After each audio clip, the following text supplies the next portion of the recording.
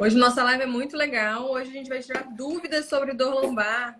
Nós temos várias perguntas excelentes. E se você tem uma pergunta, se você tem alguma dúvida sobre dor lombar, não deixe de mandar, clica aqui na perguntinha e manda pra gente. Uma pergunta você já até respondeu aí, doutor André, que é uma pergunta muito boa, eu achei, que é se dor nas costas é igual a dor lombar. Olha só essa dúvida. Então, dor lombar, o doutor André já falou, né? Costas é um termo muito genérico, né? E pode ser dor torácica, dor lombar. Tem gente que confunde até dor cervical baixa com dor lombar. E dor lombar é essa região que vai ali entre as 5 vértebras lombares, que vai até o fim do tórax, até o início do bumbum. Uma outra pergunta que a gente tem aqui é como... Essa aqui eu vou deixar para depois. Por que a dor lombar vai e volta? Essa é a pergunta? Essa é a pergunta. Por que a dor lombar... por que a dor lombar evolui em crises? Boa pergunta. É uma boa pergunta. Não é uma boa pergunta? Na realidade, tem que entender o que é esse vai e volta, tem que entender o que é essa crise que ela chama aí, né? Mas é importante saber o seguinte, é uma coisa muito ampla.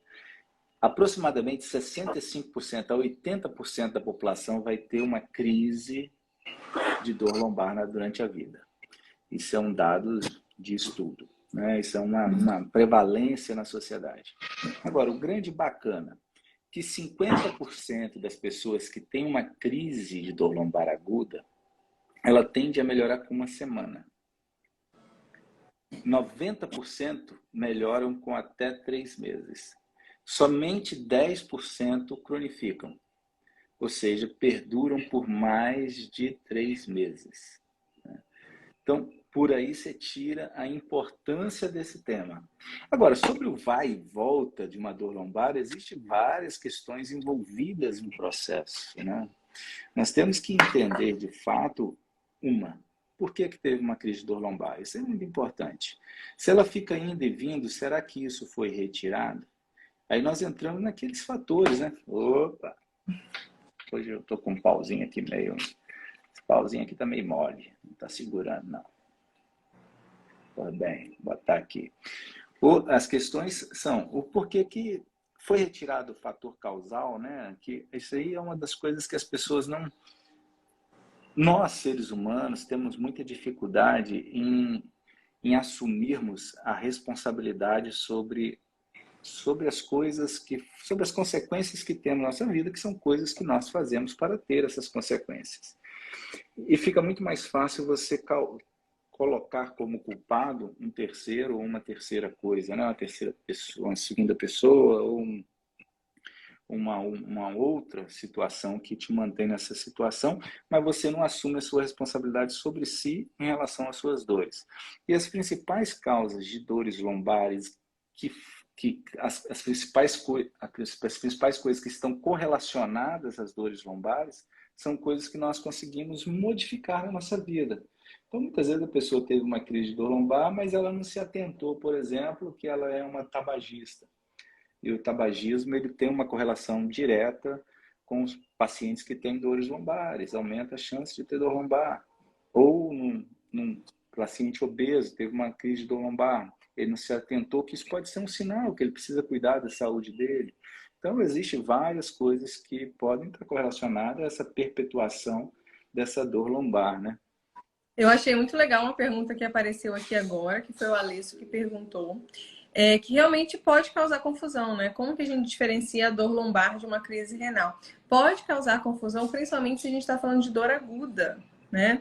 Inclusive, eu já contei essa história algumas vezes no meu Instagram do porquê que eu fui fazer medicina da dor. E eu fui fazer medicina da dor porque o meu marido teve uma crise de dor lombar aguda incapacitante, chegou a ficar 45 dias na cadeira de rodas. E quando ele teve a crise, de fato, confundiu-se, no pronto-socorro eu não estava em casa, confundiu-se com uma crise renal. Né? Porque era uma dor lombar muito, né, importante, que tinha essa irradiação para a região anterior da pelve e que, de fato, durante uma crise aguda, assim, eu não sei se pode ser confundida, né? Mas, assim, por uma pessoa leiga pode ser confundida. Eu diria que a principal forma da gente diferenciar uma crise de dor renal de uma crise de dor lombar aguda de outras causas, de causas mecânicas ou causas inflamatórias, né? É o exame físico, em primeiro lugar, e a história do paciente.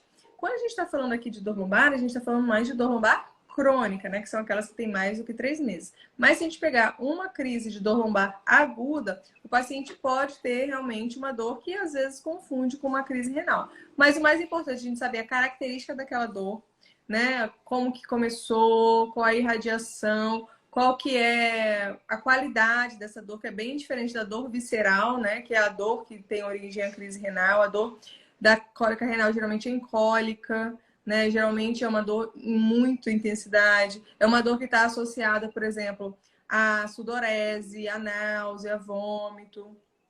Tem uma outra característica da dor lombar. No exame físico a gente vê como a gente tem... A dor lombar geralmente tem outra característica. A dor lombar geralmente está associada a muitos sinais de contratura muscular. Então é bem diferente o quadro clínico. Mas realmente, né, eu acho que para uma pessoa leiga pode realmente passar a impressão de que tem muito isso, né? Ah, dor nas costas, pode ser no rim, né? Dor de cólica renal. Realmente eu acho que pode confundir. Eu acho que o mais importante é a história do paciente e o exame físico. Mas nós estamos falando aí de diagnóstico. Uma lombalgia, uma dor na lombar, ela pode ser uma crise renal. Pode, claro. Né? Então, assim, não necessariamente... Uma lombalgia pode ser uma crise renal. A lombalgia é uma dor na região lombar, 12ª costela e a última prega glútea. Pronto. Dentre as causas de dores lombares existem diversas, né? Dentre elas, que entra como diagnóstico diferencial, é a crise renal, que você trouxe aí como questão, né? Agora, dentro de uma crise renal, o que que acontece? A evolução dela, ela faz pensar numa crise renal. E o exame físico também é um exame físico voltado para a dor renal, né? Então, a história é um pouco diferente. Agora, o que chega, no caso de uma instituição hoje que trabalha com dor, são os pacientes refratários, ou seja, pacientes com dores... Porque se você tem uma crise de dor lombar, você não vai vir para uma clínica de dor. Primeira coisa que você faz é o quê? Para um pronto-socorro. Estou com uma crise, surgiu uma crise hoje, uma dor muito importante, acompanhada de sudorese, etc. Eu vou para o pronto-socorro. Ali você vai ser medicado, ali você vai ser examinado, ali você vai fazer exames, e isso vai direcionar o seu tratamento. Se, por motivo, essa dor perpetuar, a tendência é que você venha para uma clínica de dor. Ou seja, tem uma dor acima de 3 meses, venha para a clínica de dor. É por aí, né? Uma coisa importante dentro desse contexto que nós estamos falando, que eu falei no momento inicial, que cerca de 50% de quem tem uma crise de dor lombar, ela melhora em uma semana. Os outros 40%, vou botar aí 90%, melhora em 3 meses. Isso sem fazer nada. Somente 10% desses pacientes, eles se cronificam. Agora, se você teve uma crise de dor lombar, a sua chance de ter uma nova crise no período de 1 ano é extremamente alta. E com o passar do tempo, ela vai diminuindo a chance de você ter uma nova crise. Obviamente, quanto mais crise você for tendo, e tende a encurtando esse espaço, isso deve ser investigado deve ser investigado com muito cuidado e muito critério. E a gente bate muito no cuidado com a saúde, né? Porque a saúde, ela é a sua base onde você vai trabalhar, é a sua base terapêutica. Postura correta. Eu adoro esse tema e eu falo muito sobre isso, mas vou deixar a Mariana explanar a postura correta aí. É muito legal essa pergunta, né? Porque é frequente as pessoas perguntarem isso, né? Tem gente que tem uma verdadeira neurose com essa questão de sentar reto, murchar a barriga, a questão do colchão, do travesseiro, né? E na verdade, hoje, a posturologia moderna, a gente não tem uma postura correta.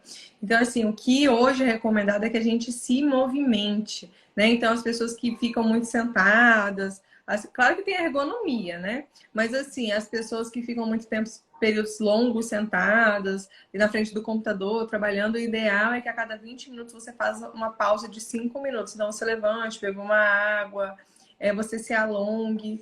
Então, o doutor André, ele sempre fala, né, que a melhor postura é a próxima postura, né, que a postura ideal é a próxima postura. Então, o ideal é que você se movimente, não existe uma postura correta. Mas isso é um tema que causa muita controvérsia, né? Sempre surge essa pergunta. Eu sou chamado muito para dar entrevistas e sempre existe essa pergunta. É impressionante. Eles me chamam para ouvir a mesma resposta. Ou eles esperam que eu responda alguma coisa que tem. Não, a postura correta é É. essa, né? Porque, na realidade, não existe. A postura correta é o movimento, né? Agora, existem posições que te permitam a ficar mais tempo nela, porque são posições de ergonomia mais, digamos, com menos tensão, com menos carga. Então, isso te permite ter mais tempo. Mas se você ficar muito tempo em qualquer posição, isso vai fazer dano. E não é só na coluna. Se você ficar o dia inteiro olhando para baixo, você vai ter dor na sua cervical. Se você ficar o dia inteiro fazendo com o braço levantado, você vai ter problema no braço. Ou seja, qualquer posição mantida por longo período, você vai ter problema. Isso é fato. Ou seja, posição correta tá se mudando de posição. E o corpo avisa, né? Isso que é legal, né? Porque você tá um tempo numa postura, você começa a se sentir incomodado, né? Dá uma vontade de mudar de posição. Então é só escutar o nosso corpo mesmo. Então, pega uma pessoa aí na posição correta, do jeito que está escrito ali. Se digitar no Google, posição correta para dor lombar, vai ter um milhão de links aí. E você pega uma posição dessa aí e fica nessa posição correta o dia inteiro. Possivelmente você vai vir para a clínica tratar essa devido a ficar muito tempo nessa posição. Agora, existem sim cuidados para ter, porque dependendo da posição que você fica, você está levando uma sobrecarga mais rápida a um determinado grupamento muscular. Isso vai te gerar alguns problemas. E não só na lombar, em qualquer parte, outra parte do corpo, né? Isso aí fala muito o que você falou agora, vem bem responder essa paciente aqui que perguntou que a mãe reclama muito de dor lombar, principalmente quando dorme de bruço, e é muito isso, né? Porque a pessoa quando dorme de bruço, a pessoa não se movimenta muito, ela tende a ficar muito tempo naquela posição. E uma outra coisa que tem a ver com essa questão do dormir, além da posição sustentada, se a pessoa não se movimenta durante a noite, é a questão da ergonomia, né? Que o André também estava comentando. Então, tem algumas posturas que são melhores, que têm menores tensões para você dormir. Aquela questão da paciente que deita de lado, né? Se você costuma dormir de lado, o ideal é que você tenha uma linha reta na sua cervical, então o travesseiro para o seu pescoço não ficar pendurado, porque você vai tensionar essa musculatura, ou então ficar muito levantado, que também tensiona outra musculatura, dormir com o travesseiro entre as pernas. Então tem realmente algumas coisas que a gente pode fazer para melhorar isso, né? Mas o ideal Sobre é ficar postura, eu vou te dar uma dica, então. Vou dar uma dica. Você ficar realmente de bruço muito tempo, a tendência é que você tenha, sim, alguns problemas, né? Lembrando que quando você fica de bruço, você tem uma pressão na parte anterior do corpo, óbvio, você está de bruço, então na parte da frente está empurrando para trás, então acaba que você mantém seus discos muito mais comprimidos, vamos colocar assim, tá? Então, eu quero uma posição melhor para dormir. A posição melhor para dormir é aquela que deixa a sua, pensando em coluna, te deixa com a coluna com menos carga possível. Então, eu vou pensar na posição que deixa minha coluna retinha. Bem, Mariana já trouxe, seja um travesseiro na região cervical. Outra coisa é a questão do ombro. Então, você pega um outro travesseiro e abrace o outro travesseiro. Coloque um travesseiro no meio das pernas. Para você não te... Porque quando você coloca o travesseiro no meio das pernas, é a posição mais anatômica. Ninguém anda com os dois pernas juntos, você concorda? Então, qual é a posição mais anatômica? Você andar com... Você tem um espaço natural entre as pernas, assim. Então, você coloca um travesseirinho assim. Então, vamos lá. Posição melhor para você dormir. Para você pegar agora, pegar e anotar. Você vai deitar de lado. Se for para escolher um lado, eu digo esquerdo. Você bota um travesseiro na região da cervical, seu pescoço vai ficar reto, alinhado. Você abraça um travesseiro, coloca um travesseirinho entre as pernas. Eu acredito que se for dar como dica para você utilizar no seu dia a dia, essa é uma posição interessante de você fazer para você dormir. Faça a experiência e depois nos conte aí como é que foi a experiência, se você dorme de outras maneiras, né? Uma outra pergunta que a gente teve aqui, gente, podem ficar à vontade para mandar perguntas. Uma outra pergunta que a gente teve aqui foi como resolver a dor lombar, né? Como resolver a dor lombar, realmente, assim, é a pergunta de milhões. Mas eu acho que uma das coisas principais é o diagnóstico correto, né? O doutor André, ele deve estar com a coluninha dele perto dele ali. E a gente tem, se ele quiser mostrar pra gente, a gente tem muitas estruturas na nossa coluna lombar que podem ser fonte de dor. A gente tem as nossas vértebras, que são esses ossinhos da coluna, a gente tem os discos intervertebrais, a gente tem as articulações entre os ossinhos da coluna, a gente tem ligamentos, músculos, tendões, nervos. A gente tem inúmeras fontes de dor naquela região, então uma das principais coisas é o diagnóstico correto, então saber de onde vem aquela dor. E em seguida atuar nesse diagnóstico, né, ter um tratamento assertivo e melhorar as nossas condições de saúde. E daí a gente pode entrar em tudo aqui, né? Eu acho que é sempre importante a gente avaliar o indivíduo como um todo, que é o que a gente busca fazer aqui na Renível com a nossa equipe interdisciplinar. Então a gente sempre tem causas do movimento para a gente avaliar, que vai atuar a fisioterapia. A gente sempre tem algumas causas relacionadas, alguns fatores relacionados à saúde mental que a gente precisa avaliar. O doutor André trouxe muito bem, né? A questão do sedentarismo, a questão da obesidade, a questão da resistência à insulina, a questão da nutrição que a gente tem que abordar. Então, são várias coisas que envolvem realmente o tratamento da dor lombar. É um tratamento complexo, né? É um tratamento que envolve várias coisas, realmente envolve uma equipe, né? Realmente envolve um esforço conjunto da equipe. Então, não é assim, eu acho que não existe uma solução simples.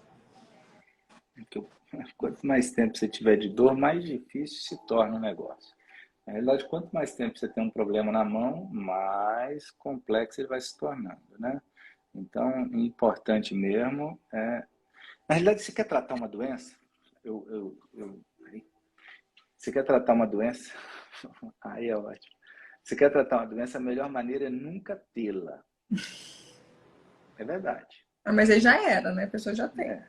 Então, você quer tratar, nunca tenha. Então, vamos lá a coisas que você pode fazer para você agora pegar, mandar live para frente para quem ainda não teve essa experiência de ter uma crise lombar, para que se mantenha fora dessa estatística de 60 a 80, 65 a 80% da população. Sono tem que ser cuidado. Pessoa que tem problema de sono, ela tem possibilidade de desenvolver várias doenças, porque ela tende a piorar a sua saúde. Piora a saúde, aumenta a dificuldade de tratar doenças. Alimentação, sobrepeso, né? O sobrepeso é outra situação que está correlacionado diretamente às dores lombares. Pacientes com sobrepeso têm mais dor lombar. Outra questão, sedentarismo. Pessoas sedentárias têm maior chance de ter dor lombar. Outras questões, questões emocionais. Pessoas depressivas, ansiosas têm mais chance de desenvolver dor lombar. Outra questão para você anotar aí, que depende muito de você, o tabagismo, também está correlacionado diretamente às questões de dores lombares. E também pode colocar as questões inflamatórias sistêmicas, né, que também estão correlacionadas às dores lombares. Como está tendo perguntas muito diretas, o que causa o quê, Mariana trouxe, eu só vou linkar o que eu estou falando, a estrutura lombar ela é muito complexa. Qualquer coisa, vai para o Google dar uma olhada. Você olha na parte da frente da coluna, tem o quê? Os discos, que são os amortecedores. Na parte de trás da coluna, na parte de trás, tem as articulações. O que liga um osso ao outro são os ligamentos. Lateralmente, e que sustenta essa estrutura da coluna, tem os músculos. Importante, o músculo ele acaba ligando a outras estruturas ósseas em outros locais além da lombar. Então, qualquer estrutura dessa pode ser uma causa, eu vou colocar assim, uma causa direta do seu problema. Ou seja, da sua sensação de dor. O que tem que entender é qual é a causa direta. Para isso a gente utiliza algumas ferramentas. Eu vou solicitar a Mariana que fale um pouco sobre os bloqueios diagnósticos. E nós temos que entender o porquê você teve essa causa. É o porquê do porquê. Porque senão acaba que eu fico somente enxugando gelo. Ou seja, eu tenho uma sintomatologia, eu tenho uma patologia e eu fico tratando essa patologia de forma direta sem me preocupar com o que gerou essa patologia. Então, existe maneira, sim, de fazer os diagnósticos de qual é a estrutura comprometida, isso por meio de alguns procedimentos que eu vou pedir a Mariana para falar um pouco sobre. Os bloqueios diagnósticos, né, que como o próprio nome já diz, são diagnósticos, né, então é uma ferramenta inicialmente de diagnóstico e pode ser de tratamento também. E o que são os bloqueios diagnósticos, né? O bloqueio diagnóstico é uma técnica da medicina intervencionista da dor e a gente faz o exame físico, a anamnese do paciente, conversa com ele, bota a mão nele, examina, vê os exames de imagem e a gente formou uma hipótese diagnóstica de que aquele paciente tem, por exemplo, uma dor que se origina nas articulações da coluna. Então, qual que é o nosso próximo passo? A gente vai fazer uma infiltração de um anestésico local naquela articulação. Uma pequena quantidade, uma mínima quantidade. A gente injeta 0,2 ml, uma quantidade muito pequena. Por que a quantidade é muito pequena? Porque a gente quer anestesiar somente aquela articulação. Então, a gente vai lá guiada por ultrassom ou guiada por escopia. Isso é muito importante que a gente entenda. Que esses exames eles têm que ser obrigatoriamente guiados por imagem. A gente não faz nenhum tipo de infiltração às cegas, né? Então a gente vai guiado por imagem e a gente tem precisão na localização, exatamente aonde a gente está infiltrando aquela solução. E se a dor do paciente melhorar mais que 70%, 80%, 90%, a gente sabe que a dor provavelmente vem daquela estrutura, e daí a gente pode tratar aquela estrutura. Então, inicialmente, o bloqueio diagnóstico serve para a gente fazer o diagnóstico, porque só tem como a gente tratar de forma assertiva se a gente souber de onde vem aquela dor.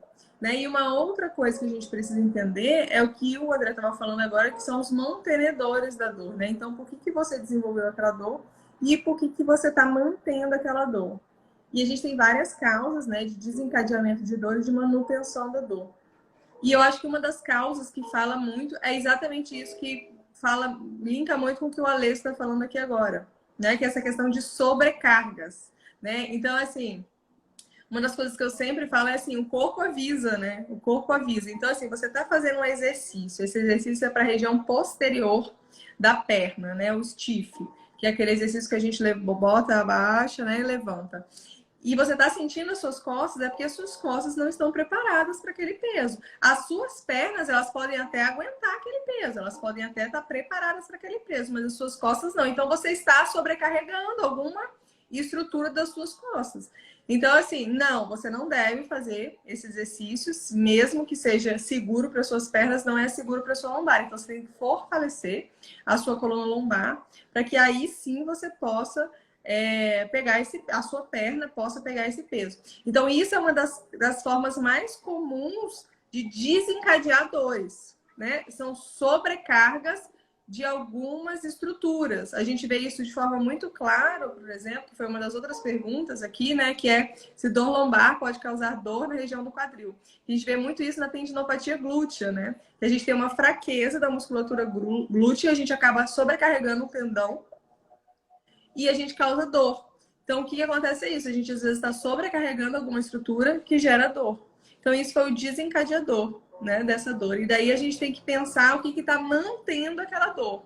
E daí, muito, muito comumente, estão envolvidas nesse processo os processos de inflamação crônica e estresse oxidativo. E daí a gente volta para o início, que é o que a gente estava comentando aqui, quais são as causas mais comuns disso. É a alimentação, sedentarismo, obesidade, né, o estresse crônico. Então, tudo volta para a saúde, né, para a integralidade daquela pessoa. Então, só tem como a gente tratar a dor lombar se a gente tratar o indivíduo, a integralidade do indivíduo, pensando sempre nesses pilares, que é o sono, o intestino, a saúde mental, a alimentação, tudo isso.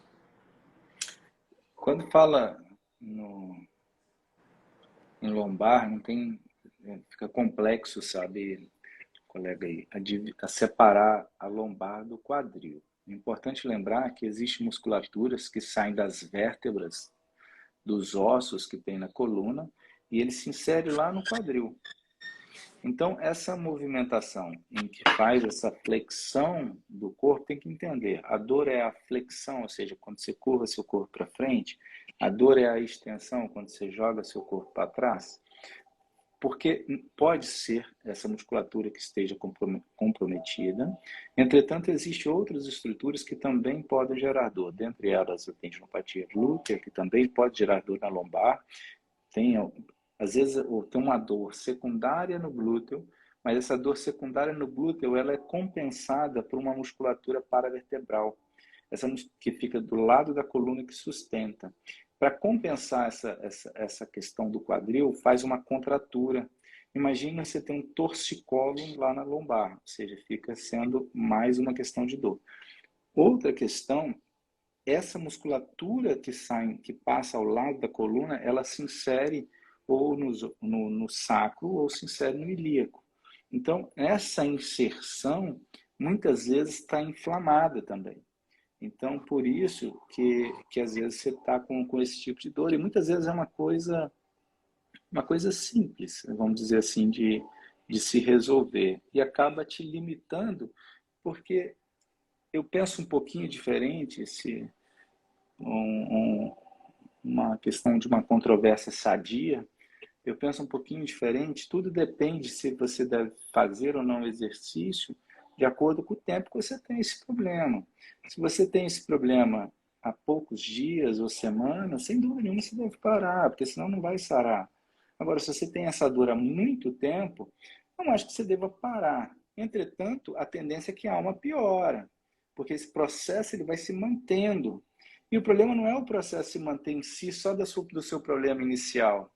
É que esse problema inicial ele vai gerar outros problemas. Então, quando for tratar, a gente trabalha aqui, às vezes, com alguns atletas de alto rendimento, ele chega aqui com alguma dor pior, você trata aquela dor pior, começa a aparecer dores em outros lugares.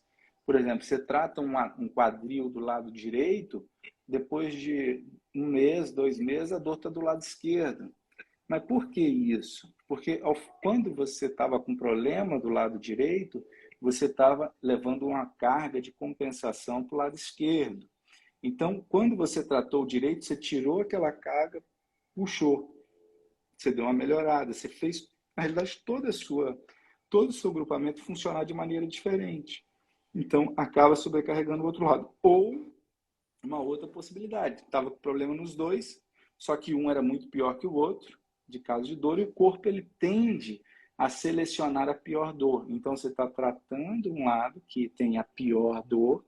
Quando essa pior dor deixa de ser a pior dor passa a ser a outra. Então, aí seu corpo começa a chamar a atenção para aquela estrutura que não doía, né? Então, existem todas essas questões que podem estar envolvidas. Eu estou com uma pergunta aqui que eu vou passar para Mariana. Essa pergunta a gente já respondeu. Como prevenir o retorno da dor lombar? Eu acho que prevenir o retorno da dor lombar são essas medidas que a gente conversou, sempre pensando na manutenção da saúde, né? Eu acho que o exercício físico é uma das coisas principais, né? Que a gente sabe que o sedentarismo está muito associado à dor lombar. E é legal a gente falar isso, né? Porque ainda existe muito esse mito de que a pessoa está com dor lombar, ela precisa de repouso. Ainda existe muito esse mito de que a coluna é fraca, né? A gente vê pessoas falando assim, porque eu tenho dor lombar, eu tenho artrose, eu tenho inúmeras coisas, eu não posso agachar, né? Agachar é fisiológico, assim, né? E isso vai criando outras questões.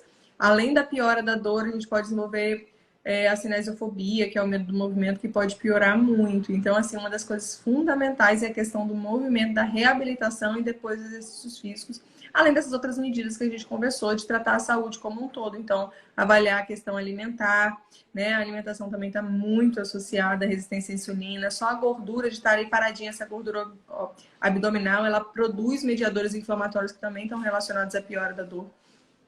A questão da saúde mental e a questão de tratar a raiz da dor também, né? É super importante. Muito bem, muito bem, muito bem. Deixa eu ver se tem mais uma aqui.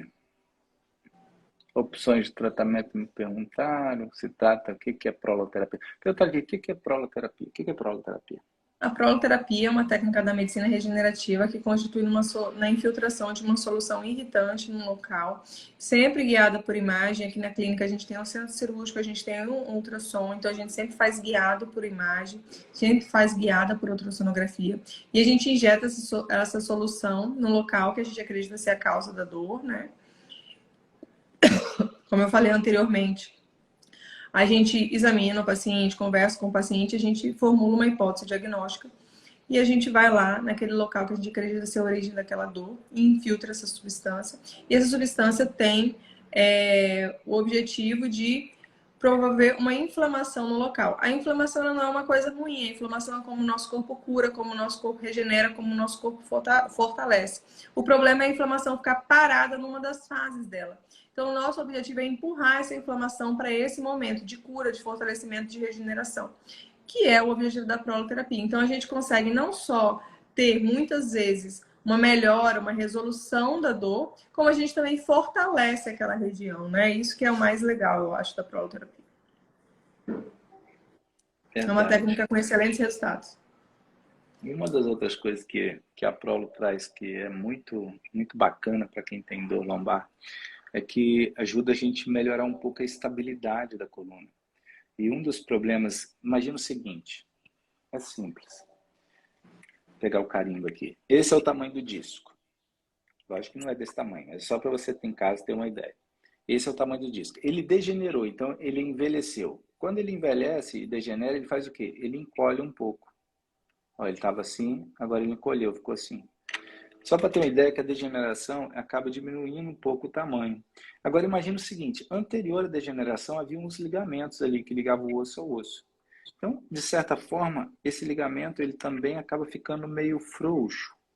Então, nos pacientes há uma observação de que há um certo grau de instabilidade, nem que seja pequeno, sutil, mas muitas vezes essa instabilidade sutil, ela deixa o paciente com dor, tendo crises, né? Então tem uma pequena instabilidade, faz uma contratura muscular lembra do torcicolo, faz uma contratura muscular, tem dor.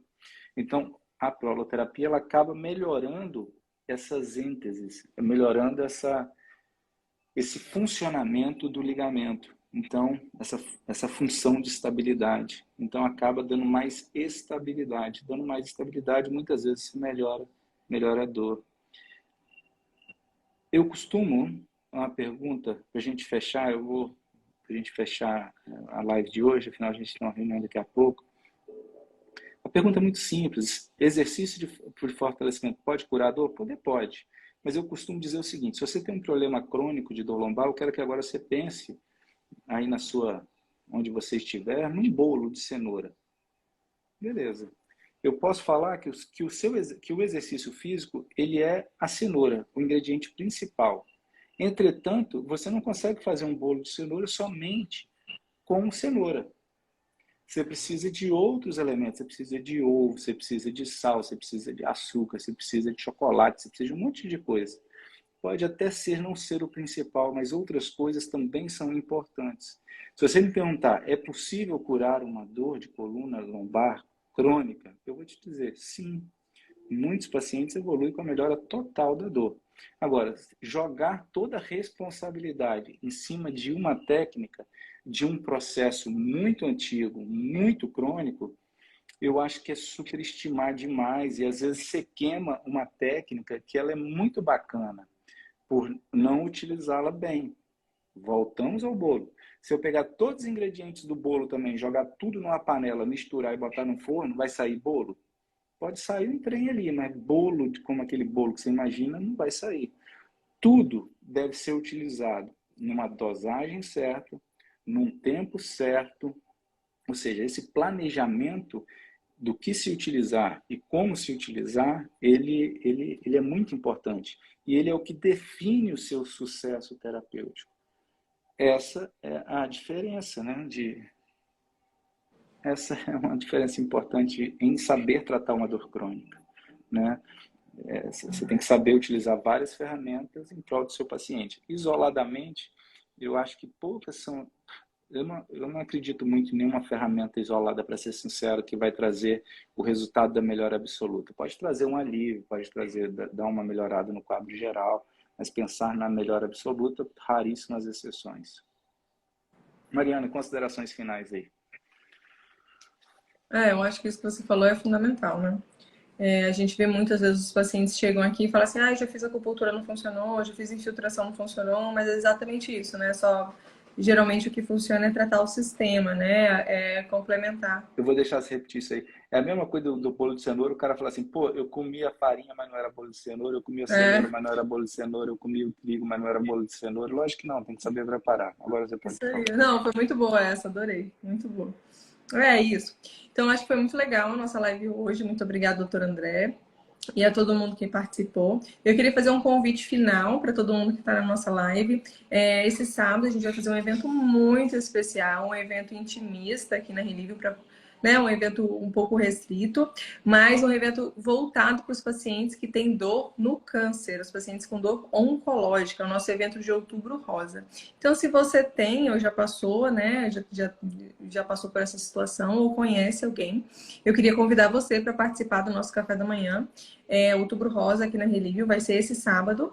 O nosso link para inscrição tá na nossa bio e você é nosso convidado. Vai ser uma manhã muito especial. Vai estar eu, doutor André, a nossa nutróloga, doutora Juliana Narciso, vai falar sobre quais alimentos influenciam ou não na dor do câncer. A gente vai ter uma super oncologista, a doutora Juliana Varenga, que vai falar um pouquinho sobre o que é de verdade a campanha do Outubro Rosa. E vai ter também a nossa psicóloga, a doutora Mariana Azevedo, que vai dar uma prática de mindfulness, vai falar um pouquinho do mindfulness, como que a gente pode usar o mindfulness para passar por esse momento também da dor no câncer. Então vai ser um prazer receber você e eu aguardo vocês no sábado. Muito obrigada a todo mundo que participou aqui hoje. Esse evento repleto de informações, ele é gratuito, Mariana? É um evento totalmente gratuito, doutor André, e nós teremos inclusive brindes, vai ser bem legal esse evento, vai valer muito a pena. Então tá bom. Pessoal, então é isso aí. Mais uma vez, muito obrigado. Um prazer estar aqui com vocês. E segunda-feira que vem estamos aqui de novo. Um beijo grande. Que Papai do Céu abençoe a vida de vocês e a vida da família de vocês.